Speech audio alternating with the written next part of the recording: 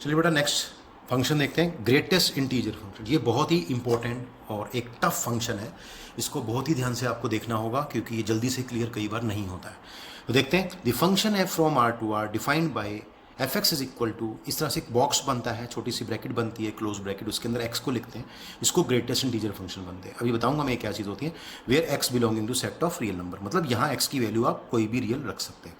Where ये क्या चीज़ है, इसको बोलते हैं ग्रेटेस्ट इंटीजर एक्स। ये क्या चीज़ होती है, denote the greatest integer less than और इक्वल टू एक्स। मतलब ये जो आपका कोई भी नंबर होगा वो या तो एक्स के इक्वल होगा और या उससे छोटा होगा, लेस देन एक्स होगा, लेकिन वो ग्रेटेस्ट इंटीजर होना चाहिए। एग्जाम्पल देखेंगे भी आगे। तो अगर आपके पास कोई फंक्शन इस तरह से है, F x is equal to greatest integer X, X belonging to R, ठीक है, इस बॉक्स फंक्शन में लिख लेते हैं इसको, is called the greatest integer function और दी फ्लोर फंक्शन, और इसको स्टेप फंक्शन भी बोलते हैं। स्टेप फंक्शन, फ्लोर फंक्शन और ग्रेटेस्ट इंटीजर फंक्शन। एग्जाम्पल के लिए देखते हैं, सपोज करो 2.75 है, 2.7 का ग्रेटेस्ट इंटीजर क्या होगा। तो अब मैं आपको बता देता हूँ यहाँ से थोड़ा सा इजी करने के लिए। अब जैसे 2.75 जो नंबर है ये 2 इंटीजर्स के बीच में आता है, एक 2 और एक 3 के बीच में। सपोज कर लेते हैं यहाँ कहीं आता है, तो आपको हमेशा पीछे की ओर चलना है, बैक साइड पे चलना है और यहाँ से चलना है, इस नंबर से कंटिन्यू करना है। सबसे पहले देखिए ये क्या एक खुद इंटीजर है।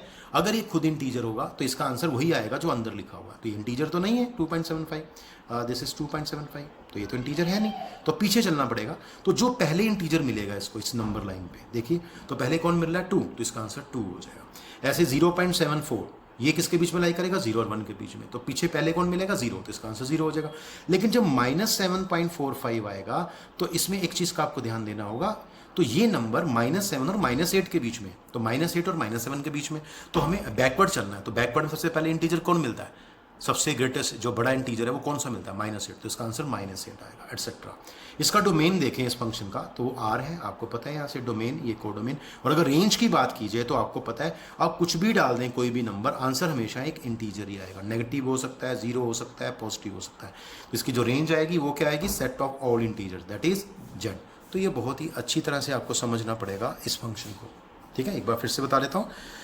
तो अगर कोई फंक्शन इस तरह से लिखते हैं एक बॉक्स के अंदर एक्स को, एक्स बिलोंगिंग टू आर, लेकिन यहाँ बॉक्स क्या रिप्रेजेंट करता है, denote the greatest integer less than और इक्वल टू एक्स, तो इसको बोलते हैं ग्रेटेस्ट इंटीजर फंक्शन। एग्जाम्पल के लिए 2.75 का जो ग्रेटेस्ट इंटीजर होगा वो 2 होगा, 0.754 का 0 होगा, और -7.45 का जो इसके बैकवर्ड सबसे पहले इंटीजर बनेगा वो क्या बनेगा, -8, तो -8 आंसर आएगा। अभी देखते हैं आगे।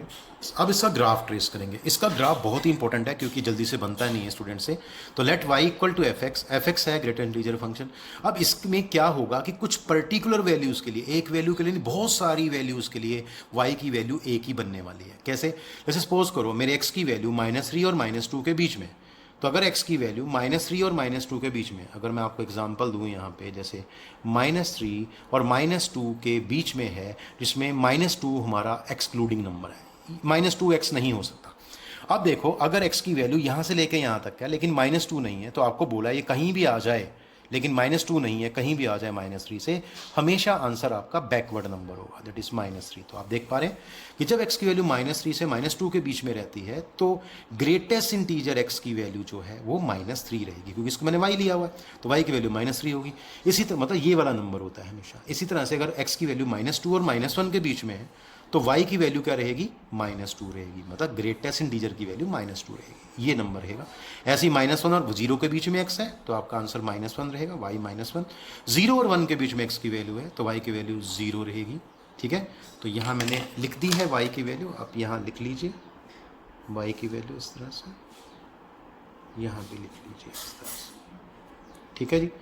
तो आप देख पा रहे हैं जब x की वैल्यू 1 और 2 के बीच में है तो y की वैल्यू 1 रहेगी, ये नंबर रहेगी। y मीन्स ग्रेटेस्ट इंटीजर की वैल्यू, और अगर x की वैल्यू 2 और 3 के बीच में है तो इसकी वैल्यू y की 2 रहेगी। अब इसको स्टेप फंक्शन कैसे है, देखो स्टेप्स बने हुए हैं इसलिए इसका नाम स्टेप फंक्शन होता है। अब इसको बड़े ही ध्यान से आप देखना। तो y क्या है, ग्रेटेस्ट इंटीजर x, इसका हम फंक्शन यहाँ पे ड्रा कर रहे हैं। इसको मैंने यहाँ कहीं दिखाया नहीं है लिख के, क्योंकि स्टेप फंक्शन है, बीच में फंक्शन बनता है, फिर कट जाता है, फिर ऊपर आ जाता है। देखो कैसे, -3 से -2 के बीच में, ध्यान रखना बेटा, ये जो पॉइंट है ये यहाँ पे कुछ नहीं है, ये एंड पॉइंट है इसका, ठीक है। तो यहाँ से आप देखेंगे कि जब x की वैल्यू -3 से -2 के बीच में है तो y की वैल्यू -3 है, तो -3 कहाँ है, यहाँ, तो बिल्कुल y -3 के सामने यहाँ आपकी लाइन ड्रा होगी। तो -3 से -2 के बीच में y की वैल्यू -3 रहेगी। और आपको पता है y -3 क्या होता है, एक लाइन होती है, वैसे तो लाइन होती है parallel to x axis below the x axis at distance of 3 units, है ना। तो डिस्टेंस 3 यूनिट्स हो गया ये नीचे, और -3 से 3 तक, तो एक लाइन का पार्ट बन जाएगा। लेकिन ये पॉइंट इंक्लूड नहीं होगा क्योंकि x की वैल्यू -2 नहीं हो सकती, तो यहाँ ओपन सर्कल बना देंगे। उसके बाद फिर सीधी वैल्यू -2 पे जाती है, लेकिन x की वैल्यू -2 से -2 वैल्यू कहाँ y की, ये रही। तो इसमें एक स्टेप बन जाएगा, ऐसे ऊपर उठ जाएगा, और इसके बाद जैसे ये फंक्शन बना ऐसे यहाँ बनेगा। तो -2 से लेके -1 तक पर एक्सक्लूडिंग नंबर होगा। ऐसे ही फिर अगली बारी आएगी -1 से 0 की, तो वहाँ ये फंक्शन यहाँ से ऊपर जंप करेगा, फिर यहाँ से -1 से कहाँ जाएगा 0 तक, ठीक है। और ये पॉइंट आपका इंक्लूडिंग नहीं होगा, 0 इंक्लूड नहीं होगा। उसके बाद फिर 0 से 1 के बीच में देखते हैं, 0 से 1 के बीच में ये y की वैल्यू 0, y की वैल्यू 0 कहाँ होती है, x एक्सिस पे, तो ये पार्ट बनेगा। तो आप देखेंगे इस तरह से फिर 1 से 2 के बीच में जाएंगे तो y की वैल्यू 1 है, तो 1 ये देखो यहाँ पे, तो ये फंक्शन यहाँ जंप करेगा और यहाँ से यहाँ तक मेंटेन करेगा, और यहाँ पे ओपन सर्कल होगा। और इसी तरह से 2 से 3 के बीच में देखते हैं, 2 से 3 के बीच में अगर x की वैल्यू है तो y की वैल्यू 2 होगी, तो इसके कॉरस्पॉन्डिंग ये यहाँ बनेगा और यहाँ जंप करेगा और यहाँ से यहाँ तक, तो ये ओपन आपका सर्कल बन जाएगा। यहाँ पे देखिए स्टेप्स बने हुए हैं, ये डॉटेड लाइन कुछ नहीं है, मैंने वैसे ही मेंटेन किया, एक बता रहा हूँ, ये 1 के कॉरस्पॉन्डिंग है, 2 के कॉरस्पॉन्डिंग है, ये स्टेप्स हैं, 1 2 3 4 5 6 स्टेप्स हैं।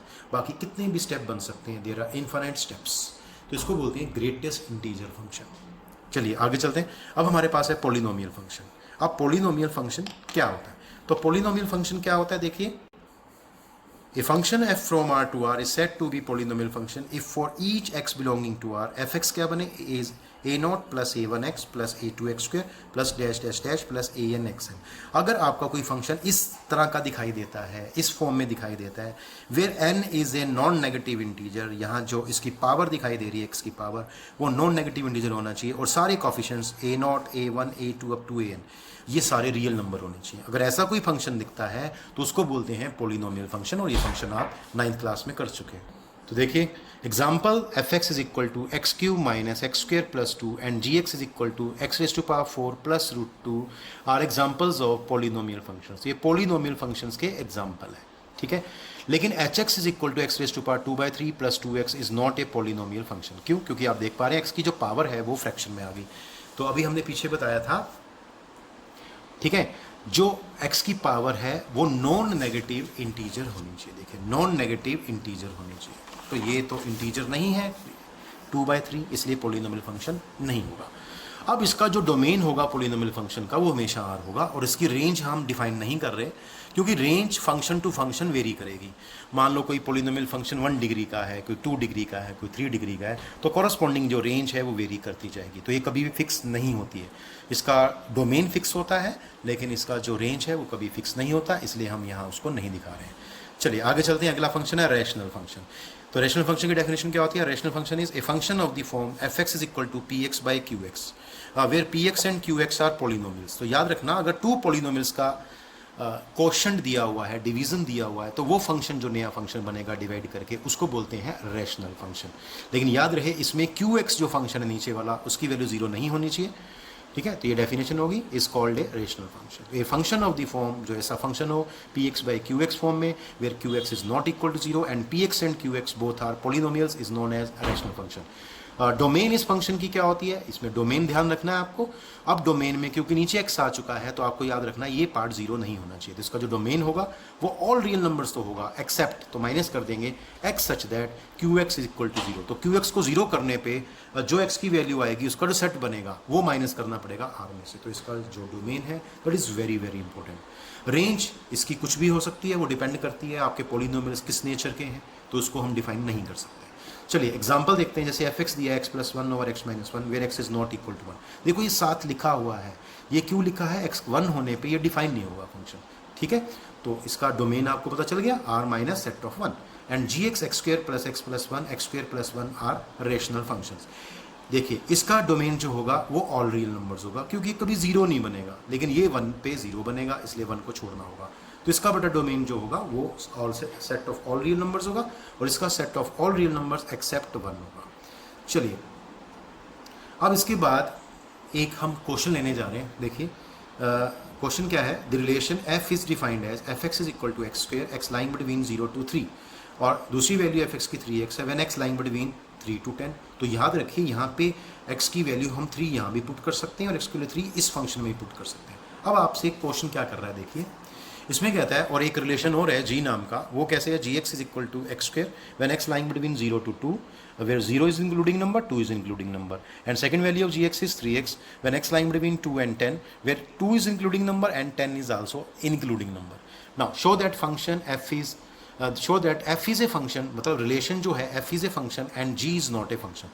तो f नाम का रिलेशन फंक्शन है, g नाम का रिलेशन जो है वो फंक्शन नहीं है। ये आप कैसे शो करेंगे, तो देखिए वी है fx हमें ये दिया हुआ था x स्क्वायर, x वैल्यू 0 से 3 के बीच में और 3 से 10 के बीच में x की वैल्यू दूसरी। अगर हम x3 पे वैल्यू फाइंड करते हैं, देखिए at x is equal to 3, अगर हम x की वैल्यू 3 यहाँ डालते हैं तो हमें f3 की वैल्यू 9 मिलती है, और अगर हम ये 3 इस फंक्शन में डालते हैं तो देखते हैं f3 एक और वैल्यू यहाँ से लेगा 9। तो आपने देखा 3 की इमेज भी 9 आ गई और 3 की इमेज यहाँ से भी 9 आ गई, तो यहाँ से भी 3 की इमेज 9 है, यहाँ से भी 3 की इमेज 9 है, और बाकी हम कुछ भी पुट कर ले तो हर नंबर पे एक ही इमेज मिलती है, single image.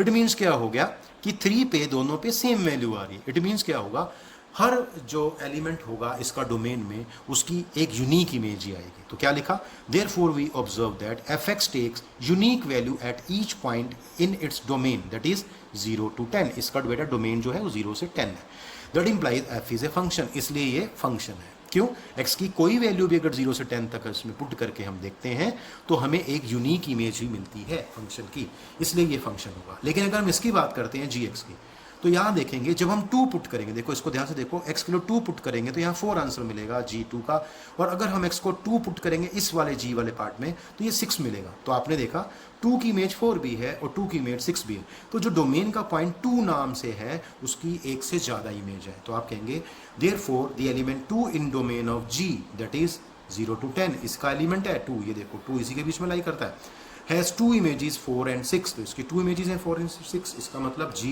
Is not a function, तो g एक फंक्शन नहीं होगा।